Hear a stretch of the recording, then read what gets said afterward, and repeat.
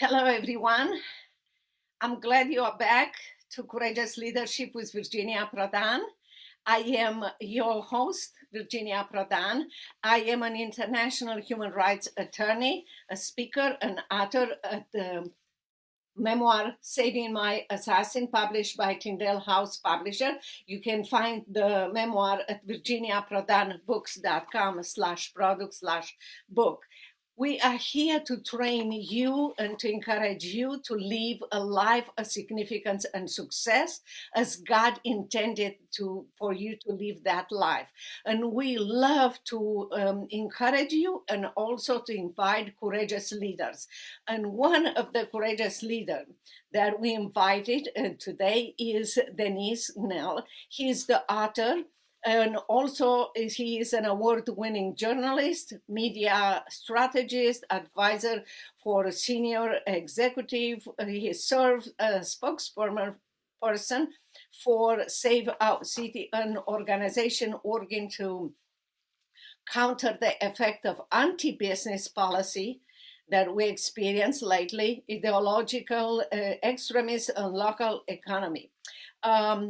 Before that, he anchored at the CNBC and Fox News, following senior editorial role at the Wall Street Journal and for Forbes, where he served as managing editor. He also can tell you more about his past and his present. Dennis, we are so glad to have you. We are delighted to hear what you want to share with our audience. Well, it's so good to see you, Victoria, and I appreciate your time.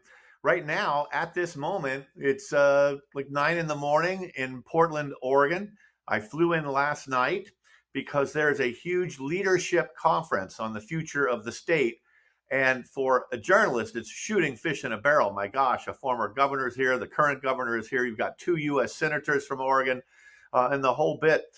And the reason I'm here is because I'm pursuing my new book with working title Oregoners, which refers to how many people and businesses are leaving this state and leaving the city of Portland because of their very well-meaning liberal policies that have just backfired. It's the second highest tax rate, income tax rate in the entire country here in Portland, second after only New York City, where I live.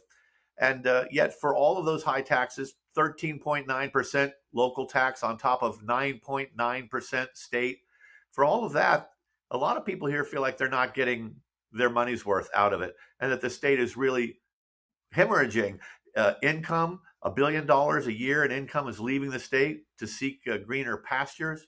Homelessness in Portland is at 4 times the rate per capita in the rest of the country. It's just a mess.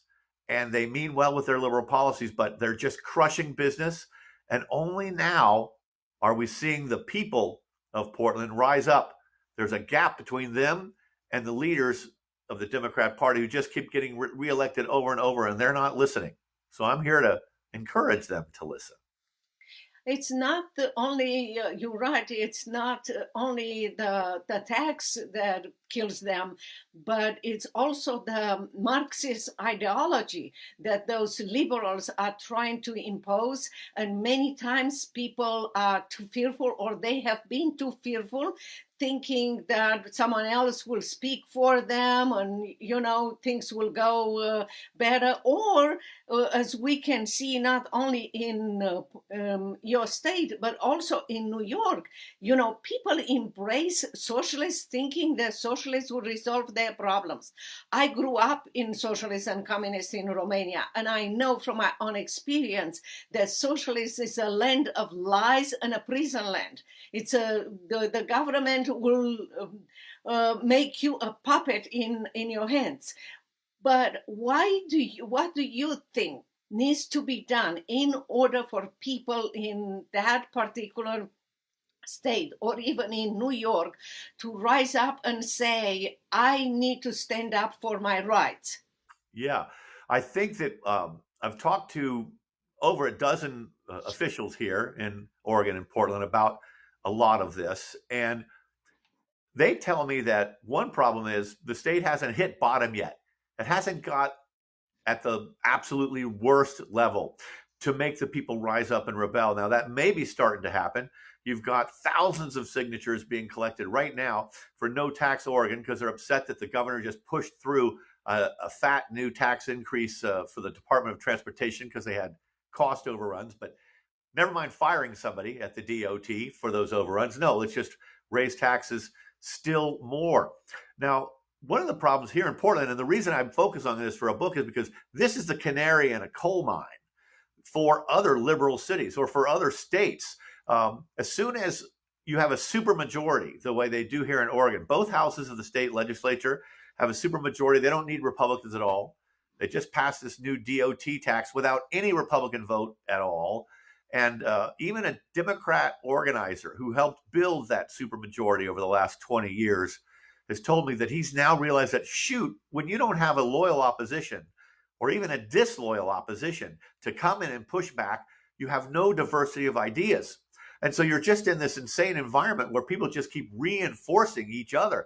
And one economist, I believe his name's Wilkerson, has said, look, we're in danger of a doom loop spiraling downward. More rich people leave because of the taxes that are so high. That means our income goes lower. That means we can't provide the services we wanted to provide. That makes more people then leave. And so it becomes a doom spiral that's very hard to break out of. And so what you need to do is, first of all, you ought to pass a law to stop unions from contributing to local campaigns because 3 unions dominate the politics here. I just heard from a Democrat source that 2 weeks ago, the SEIU, Government Workers Union, handed the fiscal 2026 annual state government budget to the governor's office, which is filled with aides who used to be union officials, and said, hey, here's your spending plan for the next year. This didn't come from government, it came from unions. And unions have a real grip on this state and this city. And I challenge anyone out there to tell me any union-dominated business that has ever truly thrived. Instead, unions kind of bring problems. And that's one of the things that's happened here. Unions and NGOs. Well, the way you explain what is going on in Portland, it reminded me in communist Romania. We got to a point where only we have one person, the dictator, Nicolae Ceausescu, on the ballot, and no one else was on the ballot. I remember even in the ballot booth, I remember cutting his name off and putting someone else, taking the risk, knowing that, the government. But it's hard to believe that people, free people in America, their experience and they had seen what communism has done for so long, are doing and repeating what is unacceptable in a free country. One idea that came to my mind as you are talking about is why people don't act like they are part of the liberal group and be there, but be part of the liberal idea with a Republican, with a freedom, proposal.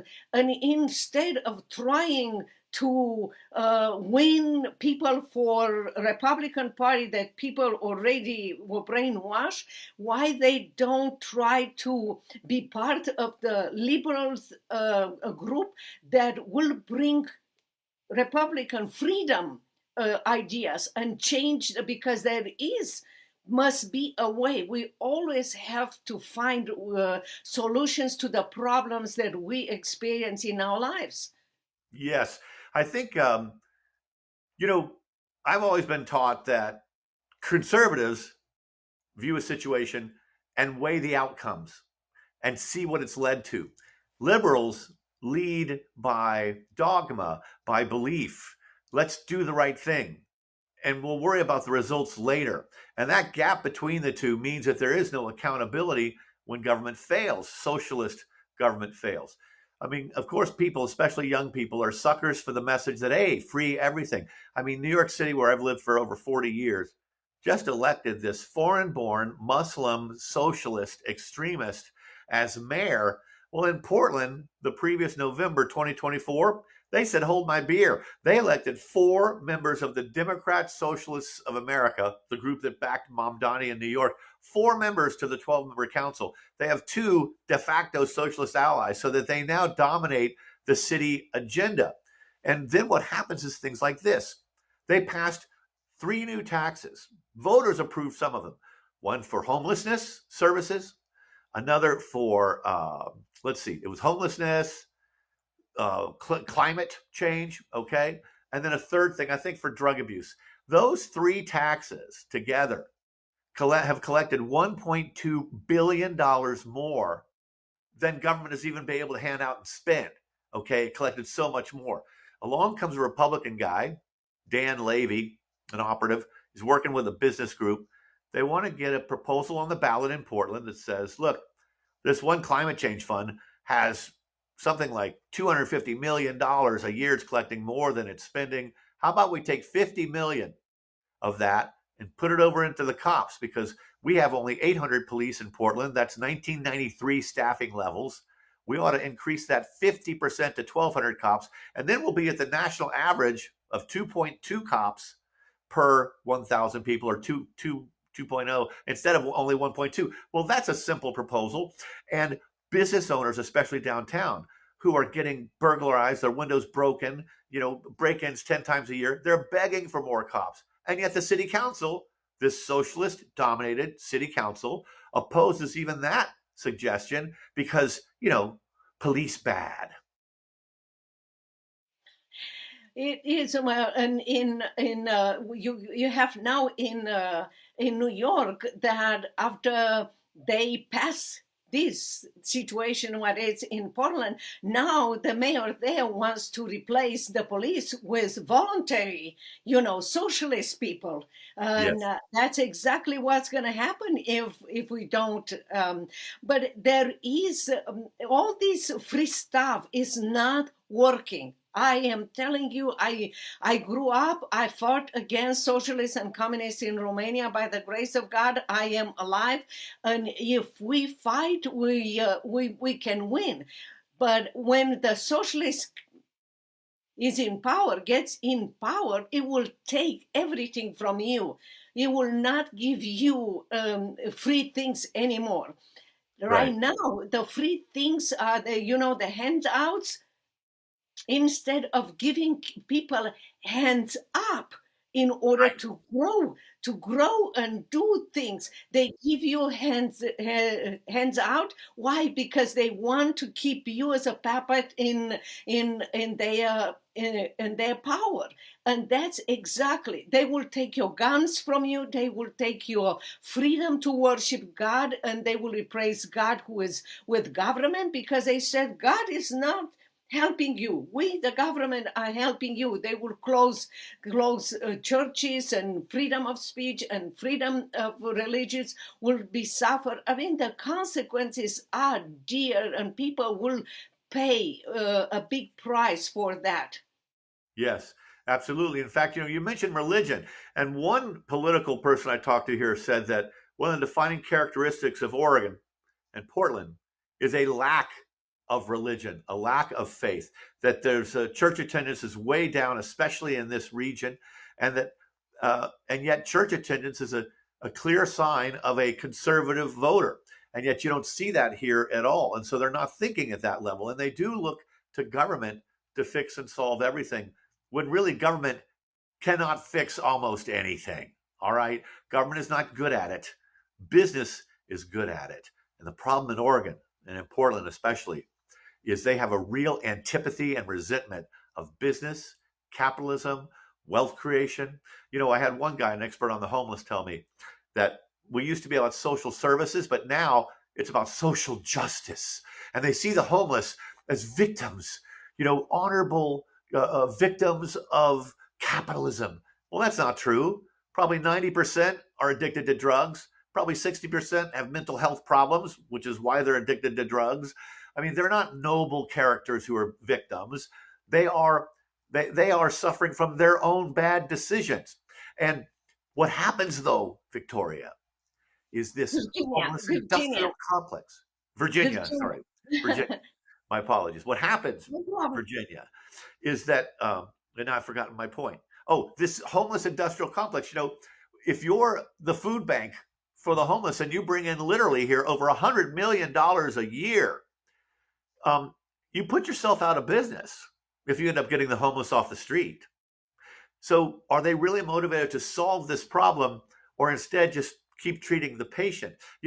Here in Portland, they hand out clean foil so you can put your fentanyl powder on the foil and be able to snort it nice and cleanly. They hand out clean crack pipes and clean needles. Well, I had a guy who was homeless for 4 years on the street here in the early 2000s. He's now been sober 19 years as of November 20th. And he told me the way they're blowing it here is, if you want to end homelessness, make it as miserable and uncomfortable as possible. But here, Multnomah County, which is where Portland sits, hands out free tents and tarps to the homeless and encourages them to park almost anywhere they want and camp, which of course then sets up half the fires in the city are started by homeless people, accidentally or otherwise. And then a city crew comes along, sweeps the area, picks up all the tents and tarps issued by the county, throws them out, and the homeless goes and gets more tents and tarps from the county. And so you end up kind of perpetuating this homeless loop. And one expert, Kevin Dahlgren, who has stuff on the X platform, he puts up several videos a day. He used to be a homeless worker for the homeless, but now he's instead questioning the entire complex. And he just says, when's the last time a counselor went out on the street and said to someone, let's get you off the street. Let's reunite you with your family. Let's get you off drugs. No, instead, they just keep enabling their bad decisions, which is why they are insured of future employment, because they are not solving this problem. They are assisting it. Yes, that's exactly what the problem is, that they created problems and they continue to do it. They created this not only with homeless people, they created with addicted people, they created with single parents. Instead of giving single parents a possibility and an opportunity, to rise up from divorce and everything, to go and do these things also for the next generation. Kids are saying, yeah, it's so easy, you just receive handout from the government. You don't have to. You have situation in our school where kids are brainwashed about how beautiful socialist is. Well, socialist takes you in a cage and tells you what to do, when to do, what to think, and how to be a puppet in government. In my own country, Romania, the dictator, after he gained power, declared himself God and required all of us to worship him. He demolished churches in order to build a palace for himself. Those leaders that are acting that they are creating, a way justice for you, in fact, they are profiting from the problems and they are living like rich people. If you look at their account and you know how much they make out of their work and everything, Yeah. it's unbelievable. Yes. And that's reflected here, because leaders of NGOs here, someone told me, I haven't checked this yet, that Portland has more NGOs per capita than anywhere else in the country. And these guys are paying themselves $250,000 annual salaries or more to be working at a nonprofit, And you said a lot there. I think it's fascinating. In America, I think we used to always look over to Eastern Europe and wonder, why don't those people rise up? Why don't those people rebel and get rid of their socialist and communist rulers? Well, the answer, I think, we learned in America during COVID, because the amount of incursion by government on our personal rights during the COVID crisis was astounding. And we just bowed down and took it. We didn't fight back. The Centers for Disease Control, CDC, and Prevention, they came out with an order saying, landlords who own apartment buildings, you're not allowed to evict anyone during this crisis, and you're not allowed to raise rents. Well, who the hell is this disease control agency to put out an order like that. To hell with you. It's my property. You just violated my property rights. And look at the ridiculous masking. Here in Portland, you can still see a few people wearing masks. And it's a key sign to just how liberal they are. Okay. COVID turned into a cold 4 years ago. If you're still wearing a mask, you're being kind of ridiculous. And so, but we gave up our rights here, even in America, the most ornery country in the world. We let government just overtake us. They filled us with fear that we did not need to have. And we Yes, just kind and of you laid down. you're perfectly right on that. We had in Texas, which is such a strong conservative state, we had in Texas during COVID, the government ordering churches for the pastor to present the copy of their sermon before they preach the sermon to the church. And the church had to stand up and say, you cannot do this. But this is a form of socialist government imposing this. Yes. And they will go on and on, because as we keep our mouths shut and we are silent, we will be silenced by the government. But we talk about the problem. Tell us, how do you see the solutions? What are the solutions that you Right. present to people? I've been asking this of people here, because all a journalist knows really is what other people tell them, right? And that's both the great thing and the weakness of journalists, I guess. But they say that, first of all, you need a Republican Party that stands up instead of feeding at the same trough and happy to be number two. The Republican Party here, they have not elected a Republican governor in 40 years. But the Republican Party here is like the team, the Washington Generals, that is paid to lose every game to the Harlem Globetrotters, okay? The Republicans are happy to lose. So they have to stand up. The more important thing is the business community here. I've had people that I've interviewed say the business community is a bunch of wimps, that they trade acquiescence for access, that they are so happy to have a seat at the table that they don't realize that business is on the menu, because government just keeps raising taxes on businesses, and it's why businesses are leaving. Intel has axed 7,000 jobs here. Columbia Sportswear, one of only 3 billionaires in the state, Tim Boyle, they've moved operations for some brands out of Portland and moved it elsewhere.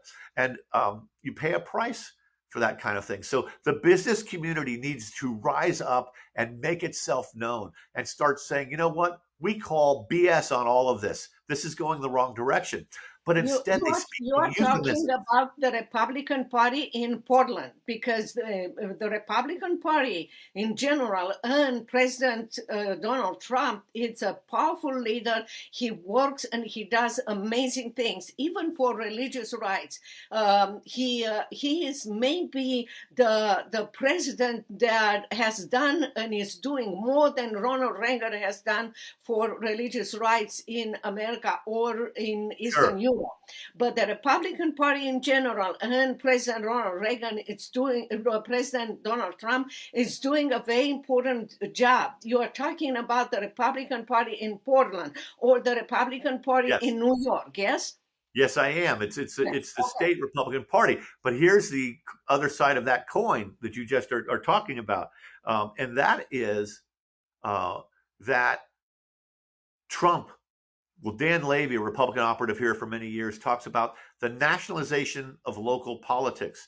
And the Democrats in Oregon hate Trump so much that anything and everything he does sends them into knee-jerk, lockstep opposition, no matter what it is. You want to kill cartel members? We're very upset about killing cartel members because Trump wants to do it. Trump has ignited the flames of this vehement opposition and is stopping the state from fixing the things that it needs to fix because, oh my gosh, if Trump's in favor of it, we're against it.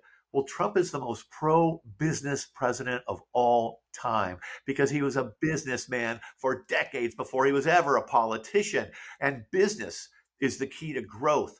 Business is the key to fixing what is wrong with Oregon and what is wrong with Portland. If you have business investment, capitalism, this is a saying I invented. I should put it on a t-shirt and sell it. Capitalism is optimism monetized. You don't invest in the future unless you feel like things are going in a good direction. And here in Oregon, growth is utterly stalled because the business people investing are feeling like this is a crazy place and I don't want to invest more business here. It's true that not only in Portland or in New York, liberal are hating Trump, and they have a good reason because he has done, in their idea, they have a good reason because he has done so much for America. He has done in his second term so far so many wonderful things, and they are afraid that many of them will not be able to win their position in the new election. But the problem is not only the government or the leaders. People have to wake up. And what is your solution? What do you think, and how do you think people in Portland or people in New York can be make aware, can wake up and say enough, it's enough, and be involved and make changes? So, one thing, unfortunately, this is like when you're dealing with an addict. And so long as the addict's doing okay, functioning all right, high functioning addict, they're never going to get off the drugs. They have to hit rock bottom. And Portland and the US and New York City haven't hit rock bottom yet. And so you need that, unfortunately, to happen. In this country now, nothing gets done unless we can depict it as a crisis. And And so how everything, how do you think we can help them to reach that rock bottom, to realize yeah. that they need to change the position? So one thing is we need a more vocal opposition to raise up and say, "Are you crazy?" My entire book, Oregoners, is basically like the scene in the movie Ghost, where Patrick Swayze is a ghost. He's trying to tell Goldberg to tell his girlfriend, that things are really, scary right now. And she says, Whoopi at one point says, "Molly, you're in danger, girl." So we need more messaging like that tells Oregon and other liberal cities, you're in trouble. I mean, look at what's happening in New York, Newark, Baltimore, Chicago. Uh, uh, you know, these cities have allowed homeless encampments to just proliferate, have allowed bad things to get worse and worse, and never kind of fessing up and saying, "Hey, we're in trouble here." There is denial throughout the entire political leadership of Oregon and Portland, utter Yeah, it's denial. And this normal one to guy be at the it's conference normal just, to be the leaders of those liberals to have this kind of attitude, and it's easier for me to understand why, because I grew up in socialists. Because those leaders live like rich people. This leader live far away from what normal people in this their state live, and they have media and they have everything at their finger tip to make people think and believe that everything is wonderful. But real people in those cities and towns, they know that it's not real. The problem is, how do we help them to have the courage? Because right now these people, even as they know that the situation is not like their leader said, their leader said that it's lying, they are afraid that if they speak, they will lose even what they have. How yeah, do we help them? How do we help them to yeah. rise up and be courageous? This morning at the leadership conference in Portland, I had a guy tell me, retired business guy, now helping the state government advising it. He said, in every other organization, in every other entity, or maybe it was he says, you judged outcomes based on results. He said, government, the only thing they use to judge it is, do we keep getting elected? And the people in Oregon keep reelecting the same old, tired leaders, and they haven't woken up. I was just told, I haven't checked this, that Oregon as a state voted 40% for Donald Trump. Yet it has only one congressman out of six, I think it is, who's a Republican. They haven't elected a statewide Republican in 30 or 40 years. And so just the same circle, Democrat, liberal, socialist, ends up getting reelected. And so only when they start getting defeated will they wake up and start doing something about it. But it starts though, doesn't it, with trying to Yeah, wake people sure. up, which is what you're doing. And you're bringing your own personal experience and you're saying to people here in America, "Hey, been there, done that. you guys are making a big mistake here. So we just got to keep hammering on that message and try to Yes, wake it's people up. not. There It's are not. signs it's happening. It's not only they are making a big mistake. From my own experience is that when socialist takes power, it takes years, 50, 60 years or more. Look, in China, it's still in power because they take your guns, they take your power, they take your freedom of speech, they put you in jail. Wherever one person in a family will say something, the entire family will be punished and so forth. You suffer for a very long time, but there is hope. You say that if people will read your book, they will be waking up. So tell us where the audience can find your book. Well, start follow me now, please, at Dennis Kneale, Kneale, at Dennis Kneale on X. It is the single most important media platform in the world. It is where real news takes place, real policy gets announced all the time, every day. And so I'm there preaching this message about Oregon. It's going to be, unfortunately, not until next year before my book, Oregoners, comes out. And it is rather arrogant of me to even believe that one little book can have some kind of impact in this mass landscape of so many voices speaking. But you know what? You got to get up to bat and swing for the fences. And that's what I'm doing on this thing. You know, I got interested in the book because of my book, the Leadership Genius of Elon Musk. And it's 11 lessons of Elon. Borrow from his life and career to build a better life and career for yourself. And he was so worried about the woke mind virus. It's why he spent $44 billion to buy Twitter, because he felt like we're going over the edge here. And thank goodness that he did this, because he really has helped counterbalance that lockstep socialist brainwashing that's been going on. And so I can hope he can continue to do that. And Well, Dennis, let me tell you something. Do not be discouraged, because you never know. I can tell you that my book, Saving My Assassin, like I said, you can find it at virginiaprodanbooks.com, is people are reading the book and they realize when they read the book, because it explains how socialists took power, how I fought against socialists, and how dangerous is socialists for America. It's amazing. People from not only from America, because I go and speak all over America and around the world, people are telling me how much they learn from this book. And sometimes people are telling me how they stand up, how they change things in their home, in their business, in their community. So you never know. So that's right. Dennis, we just want to thank you for coming here to our podcast, and I hope that